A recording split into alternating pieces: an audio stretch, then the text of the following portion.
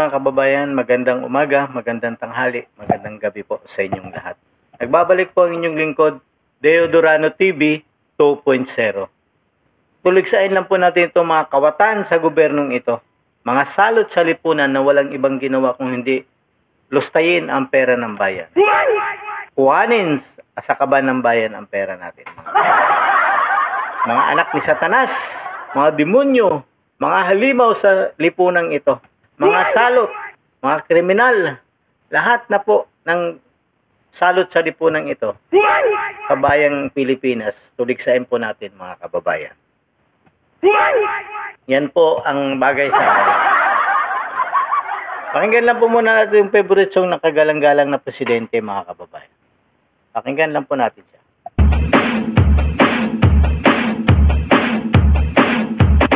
Dancing with the beat with DJ Glenn on the mix.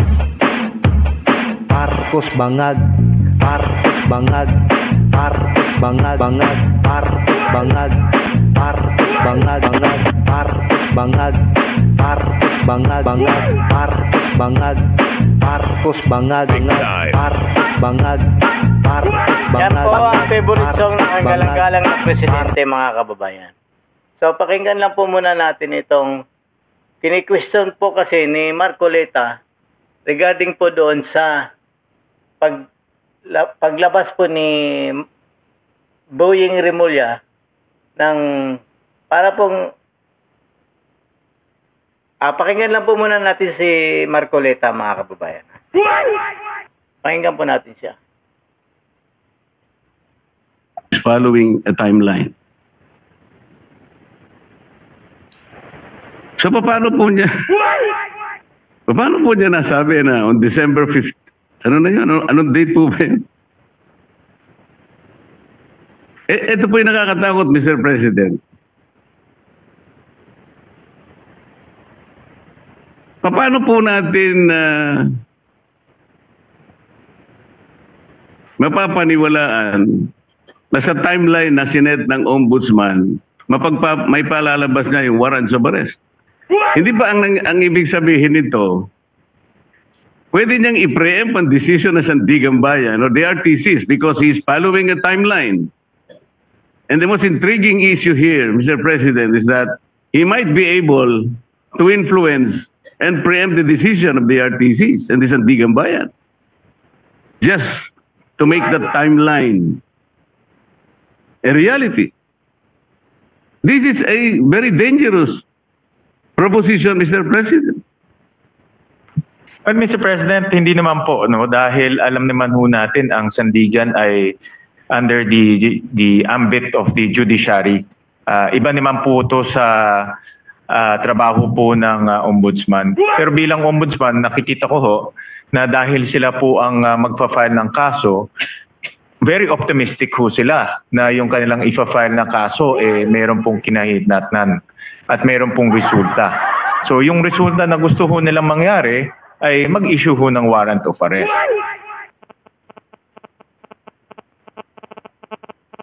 Decision of the RTC. Yan lang kasi makakalungkot mga kababayan. Kasi bakit? Ang magaling nating ombudsman, ang trabaho po niyan, iba po sa Sandigan Bayan. Mga kababayan. Yun po ang nakakalungkot lang po dito. Kasi nga po, bakit siya magbibigay ng petsa ng paglabas ng warrant of arrest, samantala, ang magdidesisyon po noon ang Sandigan Bayan. Kasi nga po, ang trabaho po ng ombudsman, recommendation lang po ng kaso, mga kababayan. Hindi naman po yan, sila ang maglalabas ng warrant of arrest. Parang lumalabas po kasi dito, na pag-file ng ombudsman ng kaso doon sa Sandigan Bayan, parang sinasabihan niya ng Sandigan Bayan na kailangan maglabas kayo ng December 15 ng warrant of arrest. Para bang ini-influensyahan na po yung Sandigan Bayan, mga kababayan. Which is mali po. Kasi ang ombudsman po kasi, mga kababayan, ang trabaho po niyan, mag-imbestiga, mag-rekomenda kung anong kaso at i-file sa Sandigan Bayan. Pero kung ikaw pa mismo magsasabi kung kailan ilalabas yung warrant of arrest, hindi mo na po trabaho kasi yun. Yun po ang nakakatakot dito. Yun po yung pinapaliwanag ni Marcoleta rito, mga kababayan. Kasi nakakatakot po talaga. para bang lumalabas na kayang-kayang utusan ni Remulla ang Sandigan Bayan. Di ba po? Yun po ang katotohanan dito na para bang, kaya pag sinabi, bago pa niya i-file, kailangan maglabas kayo ng December 15 ng warrant of arrest. Ano yun? Magkaiba po. Kasi nga po, halimbawa po, pag pinail po yan ng Sandigan Bayan, doon sa ng ombudsman sa Sandigan Bayan po, magkakaroon po ng, ano yan, parang pag-uusap ng bawat panig. Ombudsman na nag-file ng kaso at ang abogado. Siyempre po, yung abogado, hihingi din po yan ng mga palugit. Hindi naman po kaagad-agad na susundin agad nila yung utos ng Sandigan Bayan. Kasi, sasabihin po ng Sandigan Bayan, si Saldico, may kaso, susulatan yung si Saldico at yung abogado ni Saldico ito pasasagutin po. Para pong sa ordinaryo na kaso, halimbawa po, pag nag-file ako ng kaso, susulatan po yung mga abogado kung sino yung dinidemanda mo at yung dinidemanda mo.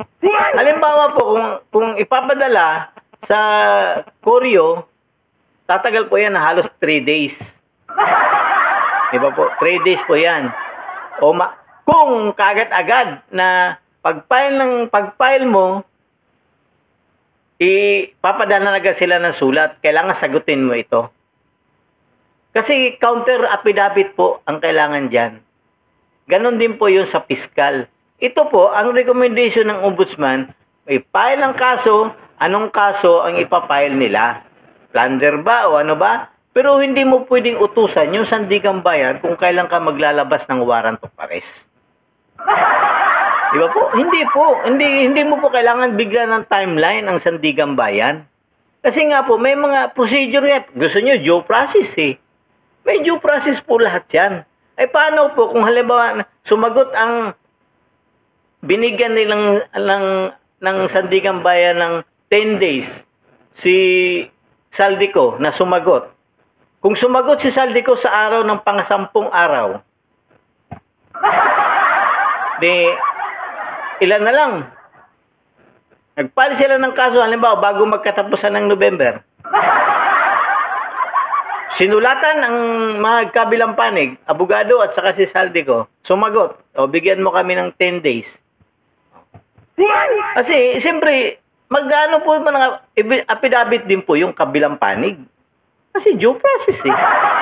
Pero yung sasabihin mo mismo dun sa kalaban mo na, sa Sandigan Bayan na 15 days lang, kailangan December 15, maglabas ka na rawa ng papalis. Mali po yun. Para pong inuutusan mo na yung Sandigan Bayan. Bakit? Sandigan Bayan na rin ba si Remulla ngayon? O talagang ano lang? Yan po nakakalungkot mga kababayan. Kasi nga po, sobrang yabang nito ni Remulla. Puro po ito kasi press con. Siyempre, hindi mo naman maiwasan na matanong ng media, sasagot agad yan. Kasi mukhang mayabang po kasi. So, may sakit na, mayabang pa. Yan ang nakakalungkot dito, mga kababayan. So, pakinggan lang po natin itong report naman ng ating kagalang-galang na presidente na may warrant of arrest na di umano daw si Saldico, mga kababayan. Pakinggan lang po natin siya, mga kababayan. Araw po sa inyo lahat. Ito po ay isa pang report na aking ginagawa upang malaman ng taong bayan kung ano na ang nangyayari tungkol sa mga flood control na kaso na naging iskandalo at kung paano kung ano ang mga ating nagawa upang mapanagot ang mga may kagagawan nito. Kasama ka po dyan, Mr. President. Nais kong i-report na ang ombudsman formal nang naghain ng kaso laban kina Saldico at iba pang 17 individual batay sa mga ebidensyang iniakyat ng ICI at saka ng DPWH. Hindi po ito haka-haka, hindi po ito kwento. Ito po ay tunay na ebidensya. At ito po, para hindi ko na babasahin, pero makikita naman ninyo sa phone ninyo, ito yung listahan ng may arrest warrant na. At ang susunod na hakbang, ay wala nang paligoy-ligoy pa, ang ating mga otoridad ay siyempre papatupad na nila itong mga arrest warrant na ito. Aarestuhin na sila, ihaharap sa korte at pananagutin sa batas. Walang special na pagtrato, walang sinasanto. Ako ang nagsimula nitong lahat. Ako ang magtatapos. Kaya't asahan po ninyo na wala pong tigil itong aming ginagawa. At kahit na parang napakatagal ang dumaan na panahon, ako'y nagpapasalamat sa pasensya ng ating mga kababayan. Ngunit nagbunga na ng resulta ang mga pasensya ninyo. Maraming Yan mga kababayan, may warrant of arrest na. Samantala si Boying Remulla, ang sabi niya, December 15 pa maglalabas ng warrant of arrest. Sa kanya may warrant of arrest na. Alin ba talaga ang totoo mga kababayan? At bakit Mr. President, hindi mo sinama yung sarili mo dyan? Dahil ba ikaw nagsimula? Hindi ka nakasama dyan? Ha, Mr. President? Sinong niloloko nyo, Mr. President? Paano yung sinasabi ni Saldico na sa inyo nag-deliver ng pera at kayo mismo nag-utos na nag-insert ng 100 billion? Di ba po, Mr. President? Bakit nagsampan agad kayo ng kaso nang hindi nyo pa kumpleto? Bakit si Saldico lang ang sinampahan nyo? Ba't hindi nyo sinampahan yung pinsan nyo?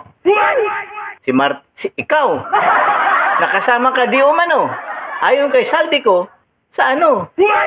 Pero ikaw, nagkunwari ka na nagbuo ng ICI, na kunwari, ikaw ang nagbulgar ng katiwaliang ito, pero ang katotohanan, ikaw ang ugat ng mastermind ng itong lahat, Mr. President.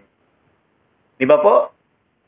Ganyan ba katigtigas ang mga mukha ninyo, Mr. President? Dahil sinasabi mo na ikaw ang nag-create, nagbulgar, ikaw ang nag-create ng ICI, ikaw na ang bida rito? Nakakalapot. Paano po yung mga sinasabi nila, Gutesa, nila Saldico, na ikaw po ang tinuturong mastermind ng lahat ng ito, Mr. President? Paano po ang ating gagawin sa iyo? Ang dami ng akusasyon sa iyo na ayon mismo sa iyong kapatid na ikaw ay lulung sa droga, di umano. Ayon mismo kay Amy Marcos. At ayon mismo kay Saldico, ikaw ang nag-utos na mag-insert ng 100 billion sa BICAM. Di ba po? Tapos, kinumpirma po ni Pinky Lacson na mayroon daw talagang in-insert na 100 billion. Di, ibig sabihin, tama po si Saldico. Di ba, Mr. President? Ay, paano po yun? Pinatunayan po mismo ni Pinky Lacson ang 100 billion. Totoo daw po. At nakita daw di umano ni Gatchalian. Ay, paano natin ipapaliwanag yun? Ang nakakagulo lang po doon, Mr. President, ginamit na naman yung pangalan ng ibang tao daw. At ang pangalan mo daw ang ginamit at ibang tao ang tumanggap. Ganun ba kagago si Saldico? Na ibigay sa undersecretary? Hindi naman siguro stupido si Saldico. Na ikaw ang kausap at saka si Martin Romualdez ibibigay sa undersecretary? Ganun ba ka-stupid si Saldico, Mr. President? Ano ba sa tingin nyo kay Saldico? Kung ako si Saldico, ay tuwang-tuwa ako na ako mismo mag-aabot sa iyo ng pera. Ganun po ang realidad. Ako yung inutusan mo, natural. Ako din ang mag-aabot sa iyo. Bakit undersecretary, hindi naman kasama sila sa usapan? Ganun po ang dinadivert naman po ng aso ninyo si Pinky. Yun po yun, mga kababayan. Yan ang nakakalungkot dito. Para lang maiwas sa inyo, Mr. President, yung mga tao na nag-resign kuno, ang kanilang nilalaglag naman. Tinuturo na si kanila mismo ang kumuha ng pera. Hindi kaya kasama sa script ito, mga kababayan, ni Pinky Lacson? Di ba, mga kababayan? Napakalupit po, mga kababayan. Hanggang dito na lang po muna ako, mga kababayan. Ako po ulit si Deo Durano TV. 2.0. Don't forget po to like, share, and subscribe to my YouTube channel, Deodorano TV 2.0. God save the Philippines.